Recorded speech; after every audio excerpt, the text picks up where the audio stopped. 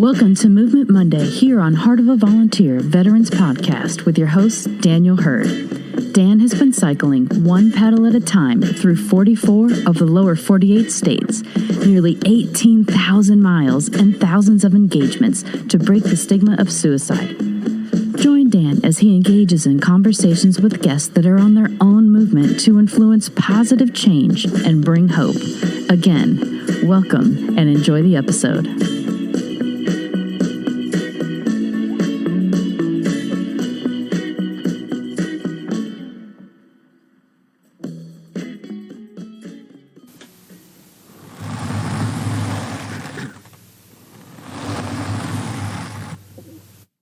Welcome, everyone. It's Dan, and you're listening to Ep.06 on Movement Monday. Today, we tie together the love for music with the love for skateboarding. Stick around, get comfortable, and come jam out with us.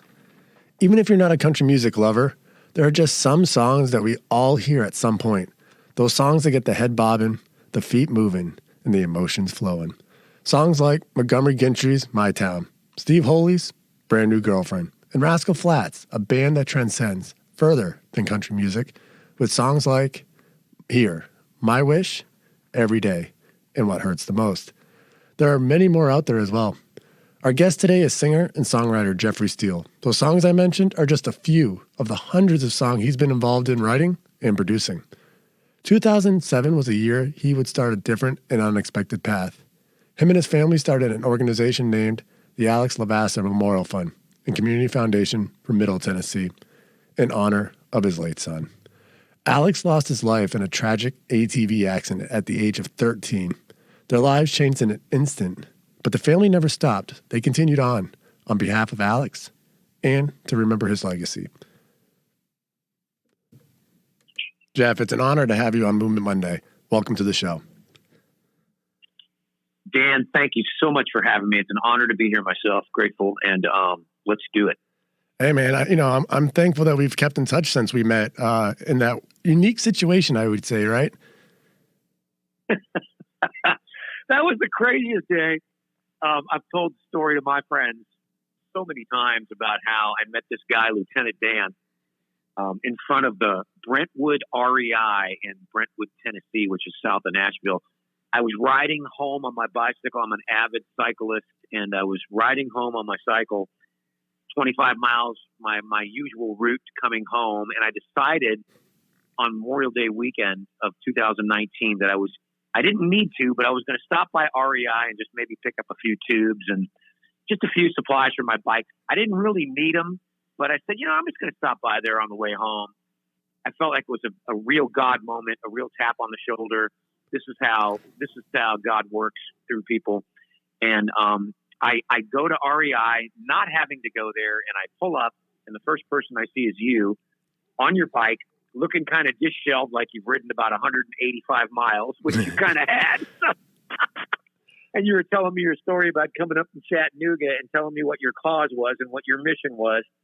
And I was just jaw dropped, and I was going to go home, and I was going to ride home like I always do. And I just, by chance, took a left turn and went to the store. Hey, and it worked. Went from there. And it worked out really because I was at REI because my air pad that I had used was deflating on me, and it was still under warranty, but I just didn't. They wouldn't do an exchange because it was a weekend and the banks weren't open, so I didn't have any money. So I'm sitting outside. The one person I knew in Nashville wasn't in town for the weekend, and I'm sitting around trying to figure out where I'm going to stay now and where I'm going to sleep and not have a pad or anything. And then, Ned, you popped up. You're like, hey, man, what's going on? It was great because we started having a conversation, and then out of nowhere, you're like, hey, follow me in. And you ended up buying me a new AirPad, man. It was amazing, and it was great. I was so grateful for it. And then I'm like, where are you going to stay at, man? He goes, well, I got a friend here, but I said, well, I've got a studio up in Nashville. I mean, come stay at my studio. And the whole thing about it is, too, Dan, is that we don't know, like. And here I thought I'm just meeting this kind of quirky guy who's riding his bike around. You know what I mean? Like my first initial thought, because we never know what we're getting into when we meet people, right? But, and then you start saying to yourself, wow, man, this is what it's all about, making connections. And look how both of our lives have gone now in the last year or a little over a year that we've known each other. I mean, we only really spent 2 days together, but we've been in contact, phone and text, and through our prayer group that we're a part of too. But like, it's amazing to see what gets lined up for us in life, and how, if we really step into things and pay attention to them, where they take us. Oh, it really is. And I'm really thankful that we've kept in touch regularly since we've met, and even before the prayer group that we're in together. I feel like we kept in touch every once or twice every other week or something. And so I've been very fortunate and thankful that we've have that connection. But then the prayer group, we have the opportunity to have a text message every night. So, I'm thankful for all of that. It just it opened up a lot of people's eyes to what you were doing too. And I think, with everything that's happened to you in the last few months, I had a lot of questions about, what this prayer group thing was I was doing. And maybe that whole thing was all about having, people around for when something like that could happen to somebody in their life. Like, here's all these voices that are, lifting up and doing positive things for people. I've just been blown away just by what you do. And I got to tell you, Dan, before we go on, I know we have a lot to talk about, but I really want to tell you what an inspiration you are to me by how you live your life every day. And that's not an easy thing to do in this world that we live in now, that it's so fast and everybody's got to have what they need. And people miss so much in this life because they won't slow down and just go a pedal at a time. No pun intended. Hey, but we both do it. That's the best part. I'm so grateful for that and for you. And that's when I brought you into the prayer group too. Now I see how people are lighting up around what other people are doing with faith and with what they have, these gifts that they have. And I think you've lit up so many people that are in my life, and I want to thank you for that too. So I hope we can continue doing that as we go forward in life, and just grateful to know you, buddy.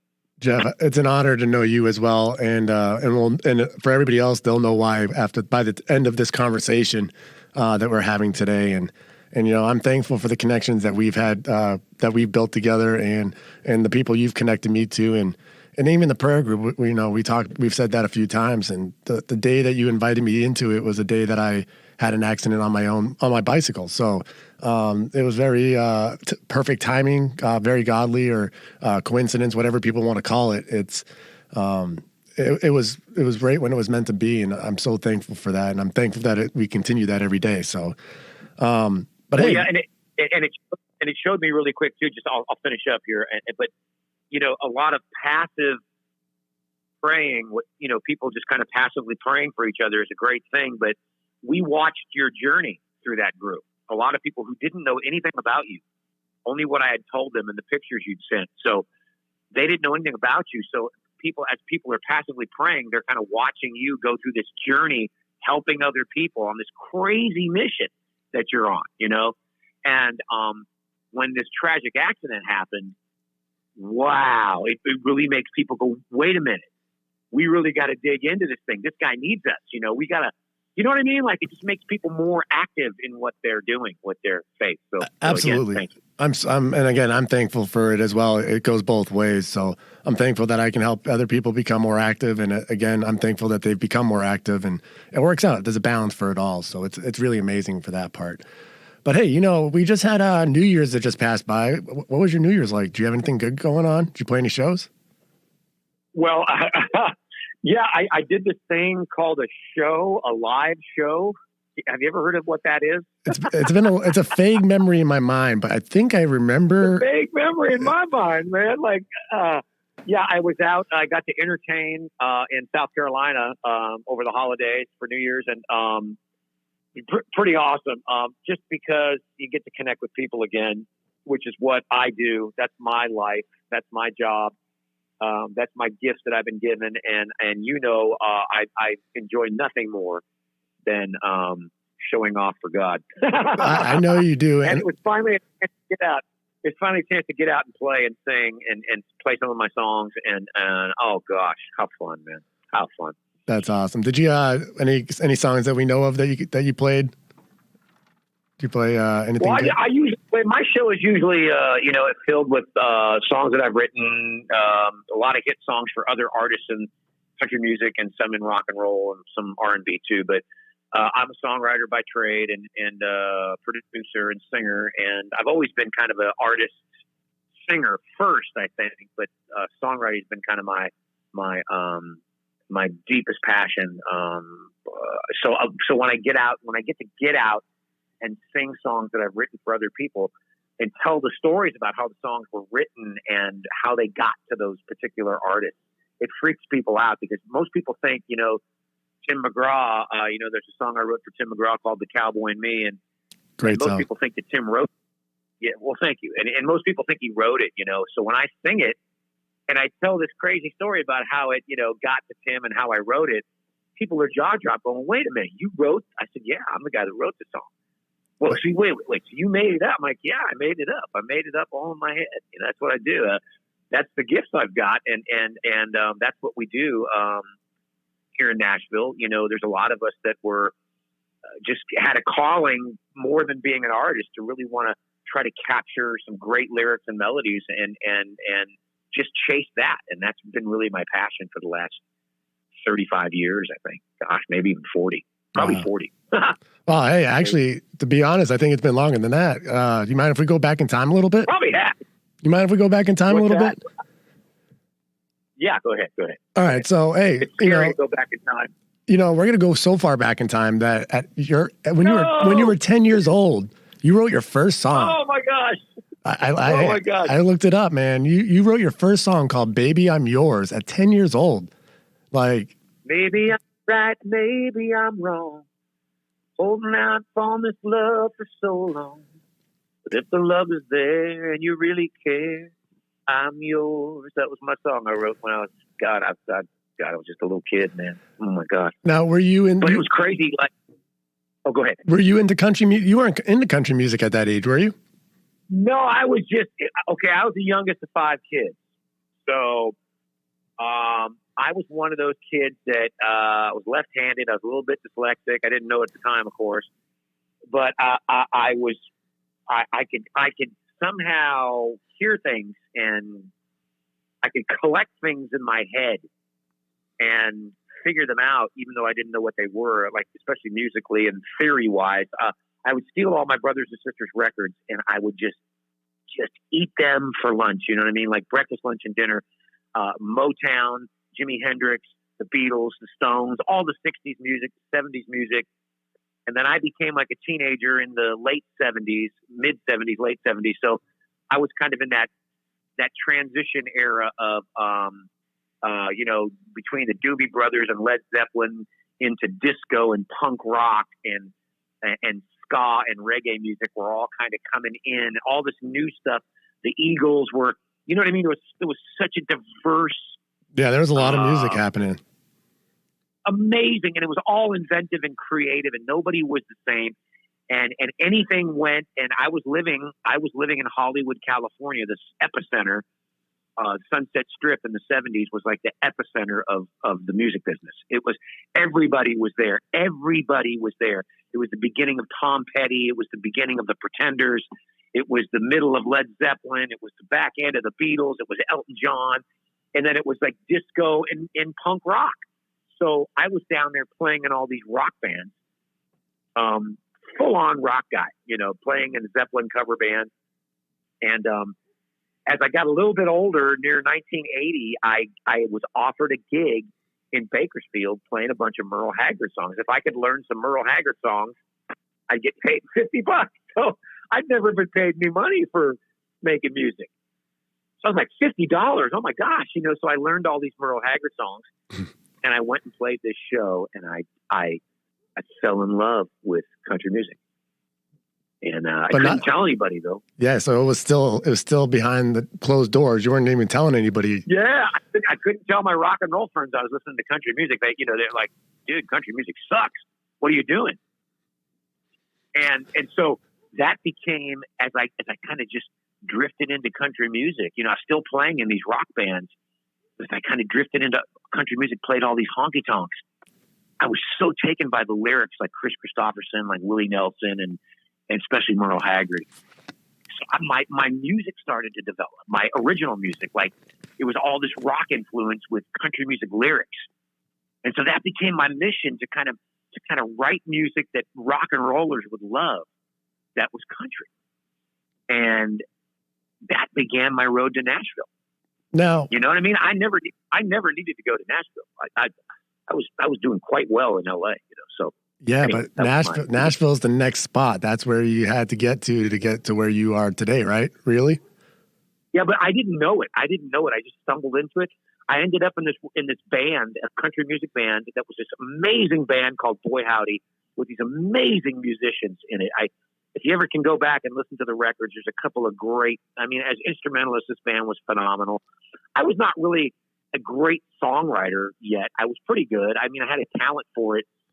But this band was this crazy vehicle, got me a record deal in Los Angeles, and that took me back to Nashville. And when I got back to Nashville, I saw this whole community of songwriters, and my eyes just lit up. I just lit up on it. And I said, oh, my God, I got to do this. I want to create music. I want to create. I love singing live, but I wanted to create in the studio. I wanted to find out where my lyrics and my music could go. And Nashville ended up being my landing strip for it. You know what I mean? So yeah. Well, so when you got to Nashville, did you already have changed your last name? And was that already Steele, or did that become Steele before that? Oh yeah, that was a while back. Before I joined Boy Howdy in the mid '80s, my father passed away, and my father was such a huge influence. My father was a wannabe songwriter. He had one song on the charts.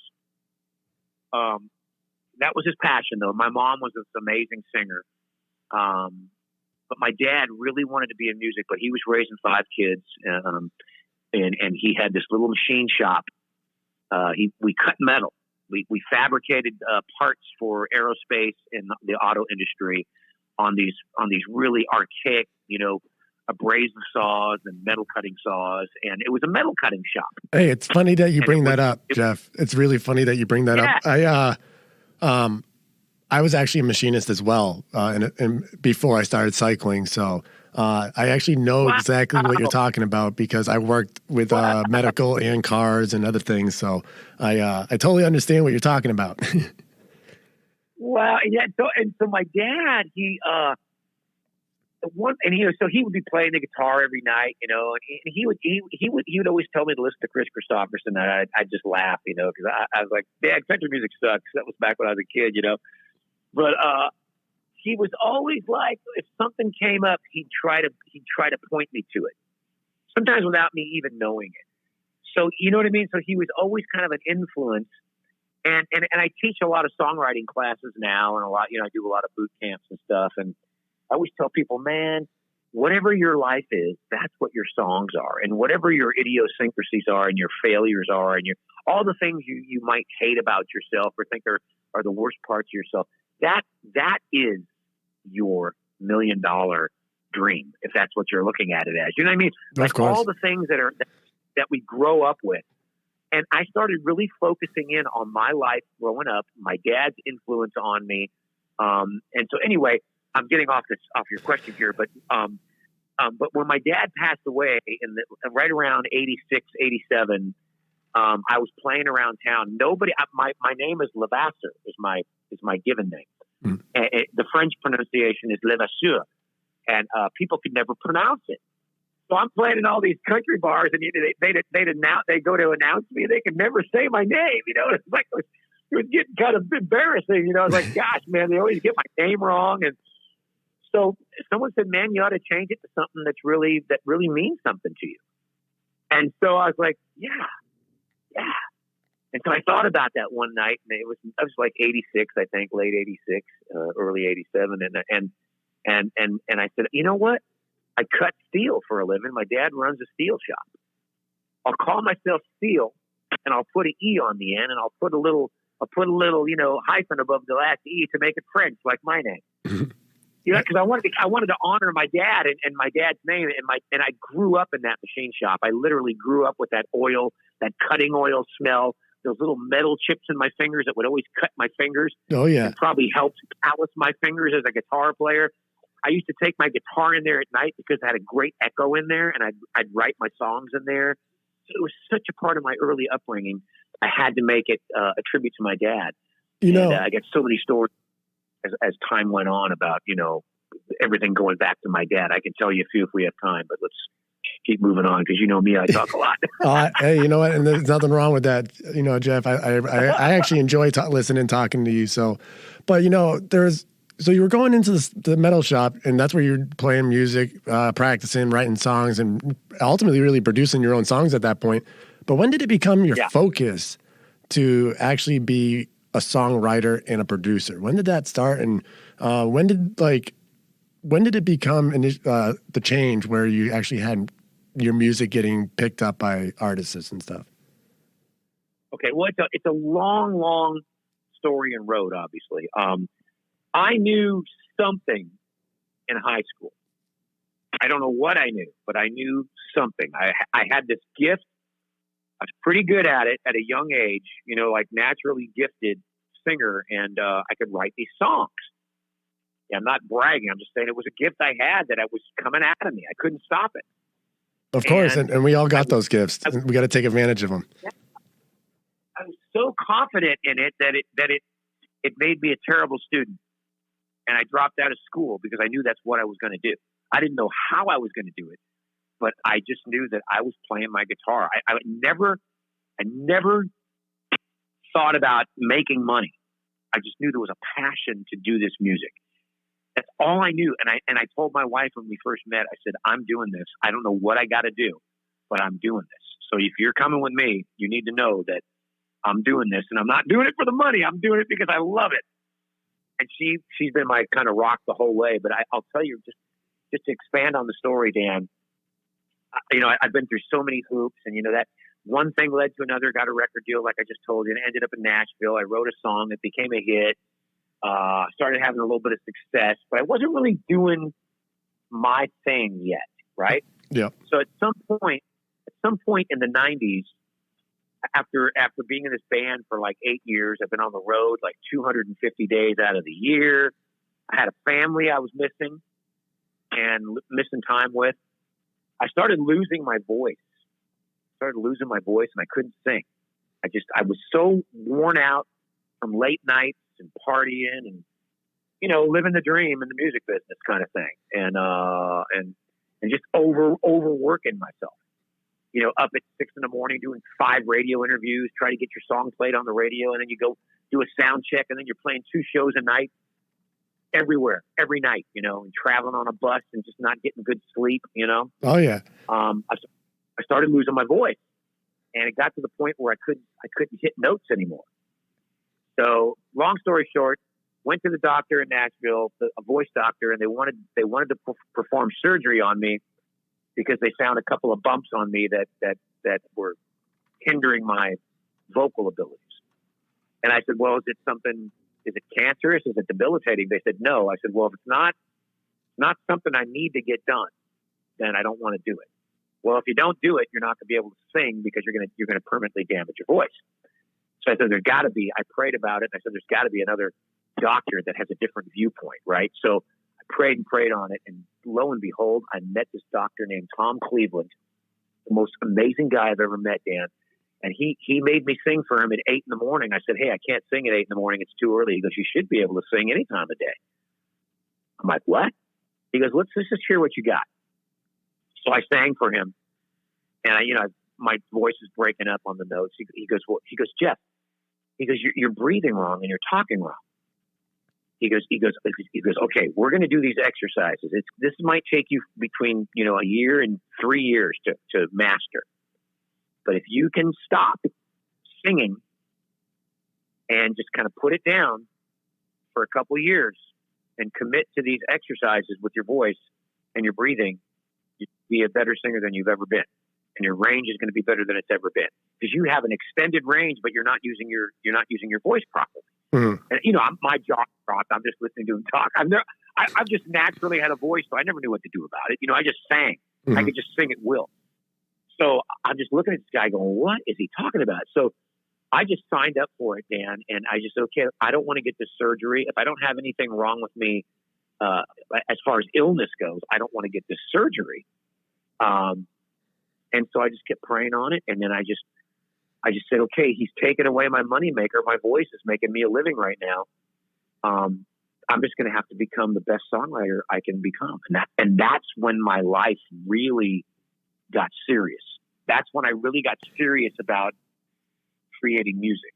Yeah. And what was going to make me unique more than anybody else in the industry that I was in. Yeah. Now you brought up your family. I actually wanted to touch base on that. You brought up your wife, Stephanie. You have children as well. How were they handling this, the transition from you going to being on the road 250 plus days a year to being home and being around more often? How was that for you and for everybody as well? Well, at that time, honestly, Dan, it's so, I have so many regrets, and part of me has no regrets, but because I was driven to do it and I couldn't stop myself. The music was in me and I had to chase it. But I was raising 4 kids. Two of them, the older ones were 10 years apart from the younger ones. So we had quite a gap. And the older ones had the benefit of me being kind of a at-home dad who was working the bars at night. And I took them everywhere with me. And then my 2 younger ones, I was on the road all the time. So they didn't, and then, when we moved to Nashville, I had to uproot the kids. And I don't know if they really appreciated that or not at the time. And so there was a lot of juggling. And they did it all for me unknowingly, and I was running like a madman. You know how this life is, man. It's stuff pulls you, and you lose sight of stuff, as you chase these things. And so there was a lot of regret, but I was driven to do it, and my kids loved it. My kids hated it.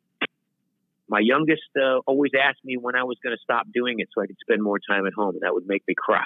And so there was a lot of that, and then the biggest year of my life, probably not, I don't know if it was the biggest year of my life, but a pretty big year of the mountain I was climbing, metaphorically, how that goes. The biggest, I had the Song of the Year, Grammys. I was Songwriter of the Year for the 5th time.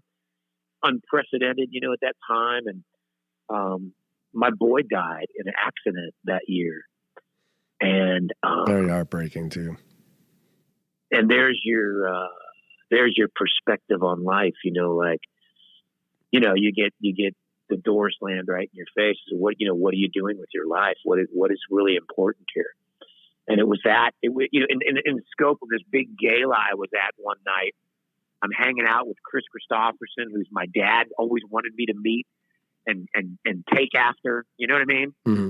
And I got to meet him that night. It was the biggest party I've ever had for my successes, so to speak, in life. And I was without my boy. And everything ended that night for me. It just didn't matter. Right. None of it mattered at all. And it was, and I hate to say it, but it was the hard way learning that, family and the friends and the people around us that we influence so much daily with the things we say and do and our work ethics. And, those are the ones that mean the most. And they did to me. And I was in, when I was dad, I was in, but my life was taking me on the road a lot and making me gone a lot. And it was a lot of phone calls instead of physical time. And my kids always loved me for what I did. And I think, and they still do. And, one of them works for me. She's been working for me for a long time. Mm-hmm. But Dan, you know what I'm saying, Dan, the struggle of all that, when you lose somebody, the perspective obviously is amazing on what you start. It changed my life. It absolutely did change your guys' life. But did you, before that incident happened, you had, obviously you had more time to spend, and you're into cycling. So like for you went to like the skate park, but Alex, he was in love with skateboarding. So, tell us about those good times and those, because I saw, I want to bring up one example as I saw a video of Alex. I think it was on YouTube. It might have been on something else, but he enjoyed really filming his skateboarding, and he really enjoyed putting music to it. And so seeing that and knowing what I already know and what you're going to be talking about is really a huge reflection of who Alex is. So I guess my question really is one, I definitely want to hear a story about Alex, but did you guys know immediately what you guys were going to do for Alex after the accident happened? I mean, we didn't know straight out. We were so disheveled and just heartbroken, and it's a parent's worst nightmare. And it was an accident that probably really didn't have to happen. It just was neglect, and it didn't have to happen. But you sit there and go, well, what do we do with this? And I couldn't let him go. I just couldn't let him go. I couldn't let him go. And the last memory I have, is pulling back that sheet and having to identify him. Yeah. And I'm not a parent, and for anybody that's listening that's had to deal with that as well. I'm sure it's a very, very hard thing to deal with, and I really am sorry that you had to do that. But I do know that it made you guys stronger as well. So I know that you can't know at the time that there's a reason for it, and you have to find faith in something. And I don't like to sit and push my faith on people, but you have to find faith in something bigger than yourself. I always had it, but I think, like we all kind of take stuff like that for granted sometimes in the lives that we live. And I had to really kind of stop and, say, what is my life? Well, why am I here? Why am I on this earth? What am I doing here? And so my natural thing was to start something for him that honored his skateboarding. He was an incredibly gifted skateboarder, like, sponsorship level at age 11. He was that good. He was really good. Not just a proud parent talking. He was really, really good. And, I was telling you before, like, I used to download all these plans from the internet, and I used to make these massive ramps in the backyard, half pipes, pipes, all these jumps and ramps for him to ollie off of. I mean, I turned into a master builder, and painter, because we'd paint these cool things on the ramps and stuff like that. And he would be out there. We put some lights out in the backyard. He was out there till 2 a.m. just doing tricks and honing his craft. And then he'd come in and he'd play the piano, and he'd make up these original songs. And he was at that age where your dreams are flowering a little bit. You're finding out what you can do and what you want to do, like just the very beginnings. And my daughter was a filmmaker, and so he would follow her around, and he started making his own films. And even at that young age, he learned how to edit, add music, and do tricks in the editing with his skateboarding stuff with his friends. And he would just make these really clever movies at a really young age. And those were his 3 real passions, that only 3 that he had. Yeah, there were more, but those were the 3 that really. He was a great athlete, and he was the sweetest kid. He would always go to the special needs kids in school and just voluntarily go in there and sit with them and hang out with them and talk. He just had that kind of a heart. And his injury, ironically, was to his heart, and crazy, And so that stuff, me as an observer and a songwriter, it really affected me. Like, what does all that mean? What does all that mean to me? Because I got to carry this legacy. It's not about my music. It's about, how do I carry this kid's legacy? This kid stands for all things that kids are capable of, and all things that we get caught up in and forget about when we're raising families and kids. We get so caught up in trying to get more and do more and be better for our kids, that we forget. We just have to be there all the time and love them.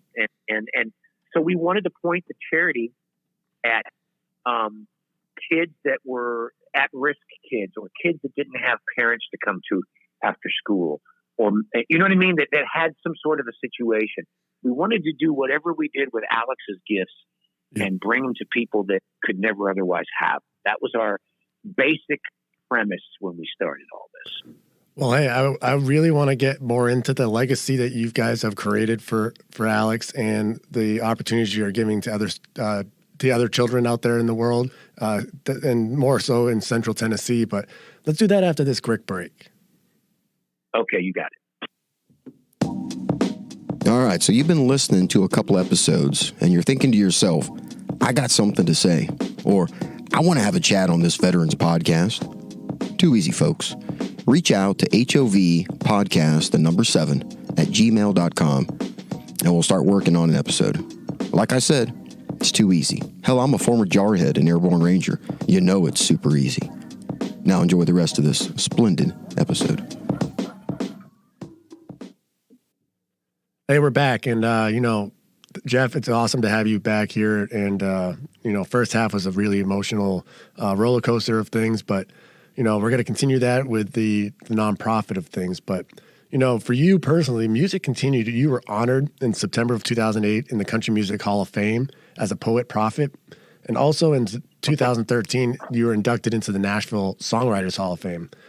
You were doing all those things, but you were also continuing the love for skateboarding for Alex. You were doing it through the nonprofit, and you were working with organizations, some pretty amazing ones at that. I would love if you talked about that.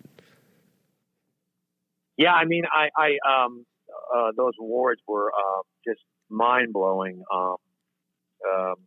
A lot of it became like a blur to me, because I was so wrapped up in my new life. My life was changing. I found sobriety. You know what I mean? So I was being led through my own prayer, and call it whatever you want, but I was being led to people. I was being led to people who were opening my eyes and it kind of gave me some sense about who I was and some purpose. I had this talent that was, I have this talent that's like, I can't explain it. And I'm not being egotistical. I don't know what it is, but I can do this stuff. But I felt like it was meaningless if I didn't start pointing it in a direction that helps people all the time. So as I started in my charity and drifting more into how do I do this? How do I make it work? I started meeting people, I started meeting these great people, and all these roads started opening up to all these other charities, that other people that needed help. And I started figuring like, man, I can bring my music to this. I can help these people raise money. I can help myself and my cause raise money for our charity. I can really bring awareness to things, because I don't have a big star shining, but I have a star shining that is influencing people, and I can bring people in that I know that have bigger stars shining. And you know what I mean? And it's that trickle down theory of like, you just keep trying to do the good stuff. And so I was carrying a lot of stuff on my shoulders, Dan, but I had a lot of great people that were helping me carrying it. And I'm the kind of guy that would never let anybody else carry my stuff. I could do it myself. I get that. I do it all myself. I get that. I'm right. I'm in a lot of ways. Guys like that. In a lot of ways, me and you, Jeff, are a lot alike. Trust me. But we're both. Yeah, it's hard for guys like that. It is, but we both learned. It's hard for guys like that it's hard for guys like us to let that go and let other people help. Once I started doing it, Dan, my world opened up, and my songwriting became more important. And the songs I was writing became even deeper and more pointed towards having more meaning. Even if they were funny songs, they had to have more meaning for me. They had to really affect people even more than they had been. So, my life, my brain was just going crazy with trying to do the best thing I can for my boy's legacy. And and with that, you were working with other musicians, other country music singers. You were working with Kip Moore, correct? Yeah, Kip had got me involved in his program, to kind of bring awareness to my program and vice versa, right? Mm-hmm. And that kind of led us to Tony Hawk. My boy met Tony Hawk when he was younger. And, you know, Tony Hawk was obviously his mentor. He's like the Michael Jordan of skateboarding, especially back then. And Tony Hawk it was so crazy because all the stuff through Kip, you know, and other people that I got involved with, I went to Tony and said, man, how do we partner up with you guys to kind of help with the money that we're raising to start helping other kids with this money? You know, we need help. We need to grow. And you guys are on a national level. Tony took a liking to what we were doing, and boy, we've had this just incredible relationship with them as far as building skate parks and reaching out to kids, and you know, just the growth of our scholarship program that we're doing for kids, and then it's spun off into these media centers that we're doing now at the YMCA, and they're all reflections of what Alex did as a boy. What his passions and talents were, and knowing that you give somebody an inch to show you what they're all about, and opposed to giving somebody $1 million. If you spend 5 minutes with a kid and actually talk to them, especially a kid that doesn't have a parent in their life, you know, or a strong parent in their life, you know, and you mentor those kids for 5 minutes, and you just give them hope and passion and what you're all about. You change their life instantly. Mm-hmm. It's $1 million. $1 million may build a building and may facilitate something to happen, but that actual touch of the hand and that 5 minutes spent talking, boy, it changes people instantaneously. And that's what I started finding out after my boy died. Yeah, the power conversation. The power conversation is very powerful, and it's a huge importance. As you're bringing up now, it's definitely important for all of us to be willing to listen more often. We need to be willing to have a conversation, regardless if it's the hard conversation. It's definitely important. So sorry for interrupting. The power of words is something as a songwriter I know very well. So that drove me. To just keep trying to, and Dan, it's spanned out to so many other charities now. Duchenne's thing, which is a Lou Gehrig's disease, sort of disease that affects boys in their young ages, where their muscles don't develop, and they it seems to only affect boys, and they only live into their teens because their muscles don't grow. It's a really rare disease that a friend of mine was involved in, that was kind of helping me with my charity. So I got involved with his charity. We've raised millions of dollars for that charity. And the one boy that it was centered around, he's still alive. He's still getting treatments. He's lived 10 years past his, you know, what they thought he would live past. That's amazing. It got me involved with the Parkinson's organization that's raised millions of dollars for Parkinson's, as well as, you know, the dollars that we're raising for our charity. And it just expands on and on and on and on, and to other cancer research things I'm involved in. And man, we gotta help. It's a song I wrote. Help somebody if you can. We gotta help people if we can. You know, and that's what I want to do with my life while I'm here. And you're doing it. You're already doing it, and I'm thankful that you're doing it. But I'm sorry that the way you're doing it came with a cost, and unfortunately for a lot of us. Some form of cost was given to be able to be where we are now. And I'm sorry that you had to have that cost to get to that point, but I'm thankful that you're there. I know where he is. And I know where I want to go when I leave here. And not to get on a soapbox here of any kind, but just to say that whatever we all believe in, we're only passing through here. We all come here to leave here. We have to know that our life has a bigger meaning than just getting stuff and accomplishing stuff, and even parenting stuff. There's bigger picture to all of it, and whatever we believe, we have to think about, you know, what do we do with our time here? What do we do? And sometimes you have to get shocked into these things. Yeah. And he may have only gotten 13 and a half years, but he lived like it was 50 years. You know what I mean? He lived like it was 50 years. And he was needed. I believe that he was needed. And he had a special spirit. And I believe that I have to take what I saw and what I experienced and do my best in my time here to try to wake people up and say, hey, we're all passing through, man. We gotta help each other. Yeah. We gotta help each other. We gotta help each other, but for a lot of people, so that all the listeners understand, our goal is not to be an impact for the entire world. We're making impacts for certain people. And if we can impact one person in our lives and our immediate connections, then we're making a difference. Now, if we can make 10 people, then that's even better. But a lot of us, I think, including myself at times, we get in this mindset that we have to fix the world, otherwise we're not doing enough. And, in a way that may be slightly true, but not really. If we're making an impact for 1, 10, 100 people, then you're making an impact that can ultimately be trickled down to everybody later on.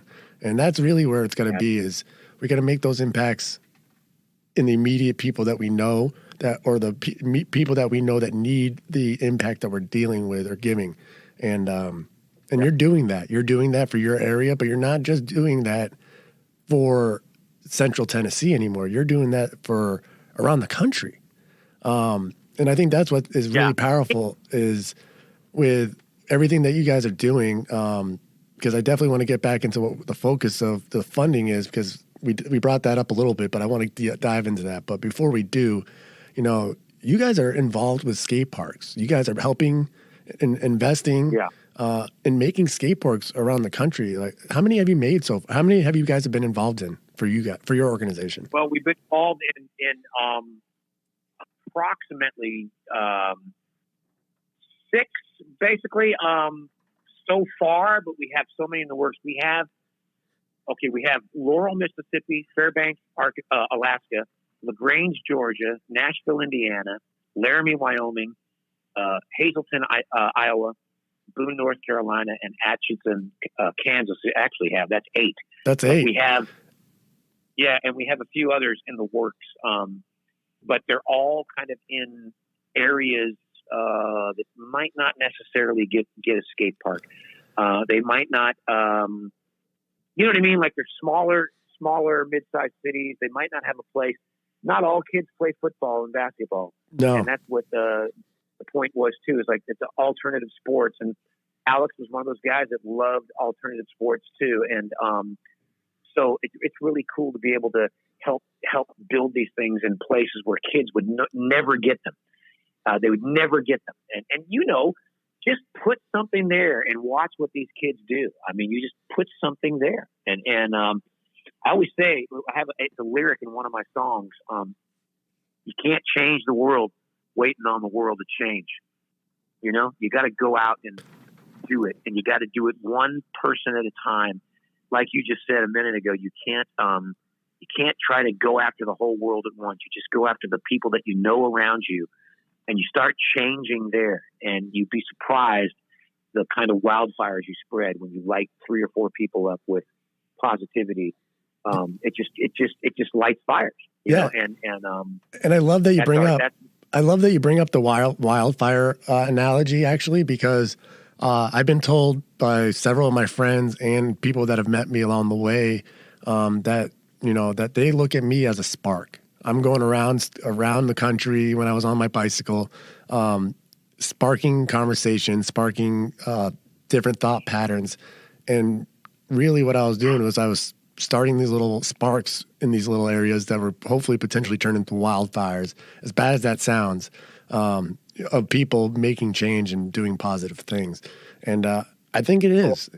I don't think it's everywhere, but I think that in certain areas people have taken that spark that I've brought around and made that into something bigger. And that's all we can do, is go around and be a spark. Be the spark, be the light that we need. And all I can say to that is, like, Dan, when I met you and really wrapped my head around what you were doing on a personal level for yourself, because you needed focus and you needed some Zen-like faith to keep you focused in your own struggles.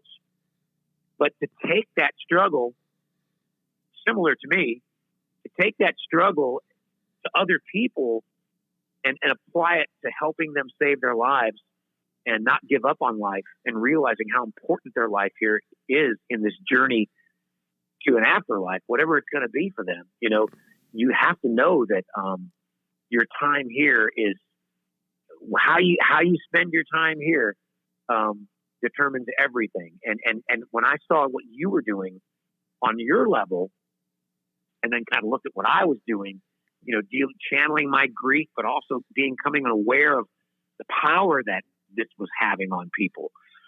You gave me a whole new perspective, and that's how I was like, man, I got to get Dan to come into my prayer group, because he's going to light so many people up, because so many of my friends are involved in these different charities. But like I said, Dan, a lot of people are passive and they're raising money, and I'm not putting anybody down. I'm just saying, you know, it's an easy thing to do. You just want to give to a cause. And it makes you feel good to give to a cause that's doing good things for people. But when I see how you are literally physically doing this day by day, putting a hand on people's shoulders and giving a good word, it just relit my fire too about, man, it's so much more important to be in the field with the people, you know, and that was so much more inspiration to me at a time when I was kind of like, you know, looking for my next move with my stuff. Yeah. So again, hats off to you, buddy. It's God's work, and it's God's work, man. And I can't understate that enough. That, gosh, y'all, we're out here getting this time to walk through this planet and spin around the sun. We're spinning around 67,000 miles an hour, y'all, in the sky right now. Yeah. And we have this opportunity to change people's lives on the journey to wherever they're going when they get out of here. And I believe that's what we're here for. And that's my take. I don't put that on anybody, just to say that's how I look at what I'm doing. I'm going to try to impact as many people as I can now with what I have. Now, you guys, so that being said, you guys are making an impact. You're making an impact for children around the country. Yes, and more directly, your focus is obviously the Central Tennessee, but that's not where it ends. You guys are giving kids opportunities and chances to better their lives through skateboarding. How are you guys doing that with different like scholarship programs, mentoring, and other things that you guys have going on? Well, I mean, the scholarship started out as like, okay, we knew that Alex would love skateboarding, so we kind of pointed it there. But we got this idea that, well, shoot, we'll do these scholarship mentor programs where we give these kids that can't afford a skateboard, they can't afford to pay to go to a skate park, you know, like some of the skate parks are really cool ones, you know. Yeah. So we'll give them a scholarship and we'll let them skateboard for free. We'll even give them a free skateboard. An Alex LeVasseur skateboard, you know, custom made, really awesome deck, you know. And they get to come and skate for free, but they have to keep their grades up and do their homework.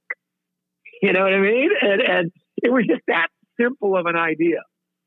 And kids, of course, lit up on it. And we could only pick so many kids a year because we were so small, you know, like we couldn't get all the kids that wanted to be in it.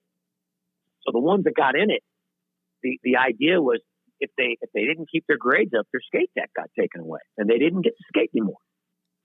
So that alone made the kids study harder, do more, be more. And then the goal was at the end of the program, they have to come back and mentor the next group of kids that come in. So they have to pay it back. And then the kid that showed the most improvement, every year we would go to this fundraiser that Tony Hawk put on.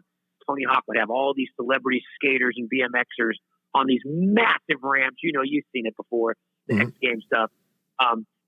Tony would let us bring our winner to his event and just get to meet everybody, get to meet Tony, get these gift packs, you know, and just get to see the whole thing, the whole crazy thing live. And then that kid had to come back to our thing and spread the cheer into the group. You know what I mean? So to keep the positive motivation going. So that was the first thing we did with the scholarship. That's how it evolved. And that's amazing. You know, we got to keep we have to keep those kids motivated, and not just kids. We have to find ways to keep ourselves motivated. So If that's skateboarding, then that's amazing that that's worked and continues to work. And I love the idea of having a payback program, having people that have gone through the program to come back to mentor the new class that comes in. That's really powerful stuff because the people that are mentoring, you know that they went through the same thing you're going through and they're on the other side. And that gives you that motivation and that inspiration to keep going. Absolutely. And boy, just keep seeing it over and over and the lives changing and kids that were just nothing but in trouble all the time.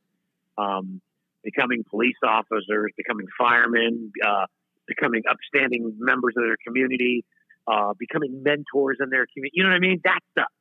And no, I could get on a complete political tirade rant about where our country's gone with drugs. Of course. And just all the stuff that happened to our inner cities and just to people's lives. And to just strip everything away and know that it's our responsibility. We can't put it on our government. It's our responsibility to help these kids, to mentor them every way we can, in every capacity we can, every chance we get, even if it's for 20 seconds. Now, to somehow inspire them. Absolutely. So now, how can the listeners get involved to actually be part of helping make a difference and in remembering Alex as well? Well, the Alex LeVasseur Memorial Fund, in conjunction with the community of Middle Tennessee and Middle Tennessee Foundation, the best way is just to, rememberalex.com is the best place to go to. They can always go to jeffreysteele.com and get, directed there. Of course. Through my website. And for everybody listening, those will be in the description as well, both of those. Yeah, so that's the best way to kind of find out what we're doing. We put on a benefit concert every year at the Franklin Theater. Of course, this year is going to be limited number of seating there, and we're going to be doing it virtually this year. So it's going to be different, but we're going to have unlimited tickets to sell for the event. It'll be broadcast video. But it's one of the most amazing events in Nashville. It's become kind of legendary on a small scale. All of my friends that recorded my songs, some of the big stars, some of the brand new stars that are coming up, stars of tomorrow, and then myself with my band backing everybody up. We put on this amazing concert over the years. We've had, Billy Ray Cyrus, Montgomery Gentry, Rascal Flatts. We've had Miley Cyrus. We've had Steve Cropper, Miley Cyrus. We've had Phil Vassar. We've had Michael English. We've had, the list is so varied. And we've had Lit, the rock band from the early 2000s. I actually, I'm excited you brought them up because I like Lit. I've seen them live, and they're actually playing this year on for your show. I saw. Yeah, and they've done it a few times, and they've been great supporters. So definitely, everybody, if you guys get an opportunity, check it out. March 8th, 2021. Jeffrey Steele and Friends concert. It's going to be really awesome stuff. And it's live stream, so you can, even if everything still isn't fully established yet, where we can go back into normal routines that we were in 2019, you guys can still have a great opportunity and a great show. So definitely go check that out. Yeah, description will be in there. It's a live, and it's a live auction that people can participate in. We have these amazing gift packages and gifts. And I got to tell you, folks out there, it's just such a passionate charity. It's small, but it's so mighty. We sell this event out in 3 days every year, or sometimes in 2 days. Everybody wants to go because it's such a love fest. The show is such a love fest. That's I was going to say Love Cash, Chris Jansen. I've been bringing those guys on from before they had record deals, and so now they're big stars. And so people are like, oh my God, they come and see them and they're like, oh my God, this is so cool how this thing has grown and blossomed. But it's just this absolute love fest of talent and sharing and fundraising. And boy, if you can't be there, you're gonna go crazy watching it because you're just gonna see the love that's in the room. And I'm and we hope that will join us. Yeah, no, and I'm excited for it. I'm personally excited for it, and I hope that everybody else listening is excited to see it as well. Jeff, something we talked about last year is the opportunity potentially of doing one for my organization, One Pedal at a Time movement, and I hope that actually gets to happen at some point, because it sounds like it's a really great opportunity for people to have a good entertaining time, but also a great opportunity to help an organization. And you guys do that every year. This is your 14th annual, so you guys definitely have some experience, and I'm hoping at some point we can do something for OPAT. Absolutely. I mean, over the years, we've some people might know Charlie Worsham. He's an artist here in Nashville, amazing guitar player, singer, and we every year we do a side grant to an upcoming charity. Like, we try to get involved with a newer charity, and we donated to Charlie's charity in Mississippi for kids. We try to do like a grant. Like, people are giving us grants, so we try to give other people grants. You know what I mean? That kind of a thing. So we try to pay it back to other people as we raise this money and put it into the stuff that we're doing. So I think that's the whole point, is just to keep lighting fires and growing. Just people caring for 5 minutes. All you got to do sometimes is care for 5 minutes. You know what I mean? And put your hand on something, like I said, and just get involved, and say something great to somebody, and you just change lives. And that's what we wanted to do. So yeah, we want to definitely, that was when I first met you, that was like, I got to help this guy get his thing on the map. And that was another reason too, for the prayer group, bringing you into my prayer group, because I knew all these people around were going to light up on what you did. And obviously they did. And so I wanted to bring their talents into putting some sort of, festival together to grow your thing too. And I think that's going to be a fun thing to do down the road. And I still absolutely look forward to that, brother. Absolutely. I'm excited for it. Jeff, we've had a long conversation. I'm excited that we've had a great conversation. But one thing I do want to bring up is you have another show coming up. You told me that you had coming up on the 9th of this month, and that's at 3rd and Lindsley. So that'll be good for people if you're in the local area. Go check it out. But Jeff, I want to give you the floor to share a closing message to the listeners. Share a message to them, and then we'll close it out. Well, I mean, thank you. First of all, I'm so grateful for the opportunity. Basically, my story is my message. I lost my dear sweet son at 13 and a half years. And the message to that is, we all just take this thing for granted. And it's not because, it's just because it's our nature, it's our nature. But none of us know. We're all worried right now about what's going on in the world. We're all worried about everything that's going on in the world. All we have in this life is the moment that we're in. We don't know if we're going to live till we're 90 years old. We don't know. We hope, but we can't live in fear, and we have to be positive, and we have to be in the moment that we have, and see the things around us that we're being pointed to, because every time we open our eyes to what's going on around us in the very little moment that we're in, that is our life. And all these bad things that have happened to people, like in my life, these tragedies, it happened in a single second. It's a single second of, I've lived for almost 60 years. And that moment happened in a single flash of an eye, right? A single second. That is our life. Our life is a single second. Dan, your accident, all the work that you've done in your life, all the stuff you've done in your life in the military and all beyond, what happened to you happened in a single blink of an eye. Life happened in a blink of an eye. Life happens in the blink of an eye. It's so cliche, but that's why it's a cliche, because it's true. And we have to start realizing that everything is right now. It's not yesterday. It's not tomorrow. It's right now. It's right now. Hopefully we get 80 years to look back on yesterdays, but everything is right now. Everything is right now. And life is a blink of an eye. Even the good things that happen, all the joys and great things that happen, all those memories, they happen in the blink of an eye, and then they're gone. They are. I just tell everybody, it's hard to do. It's hard for me to do. It's hard for me to do every day, but slow down, get away from your phone for a second, look up at the sky. Everything you need to know is up above you. Look up, be thankful, be grateful, and focus on the moment that you're in and relax and let it come to you. God bless you all.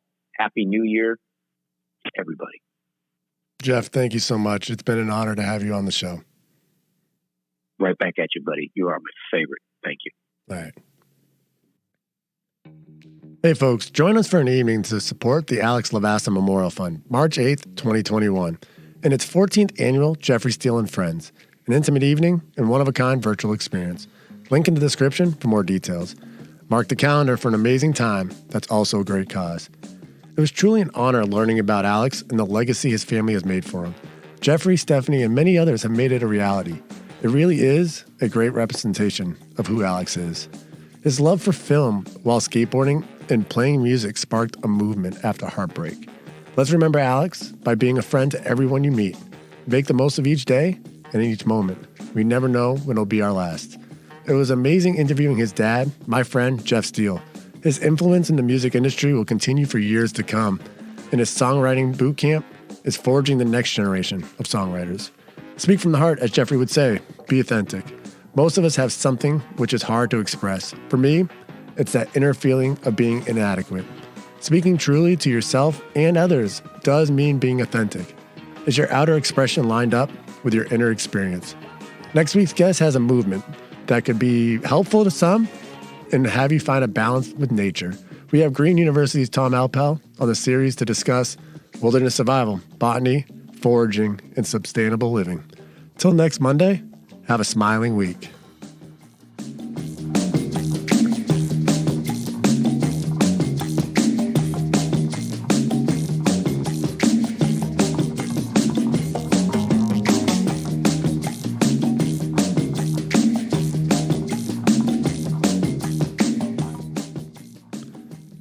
Copyright Heart of Volunteer 2021.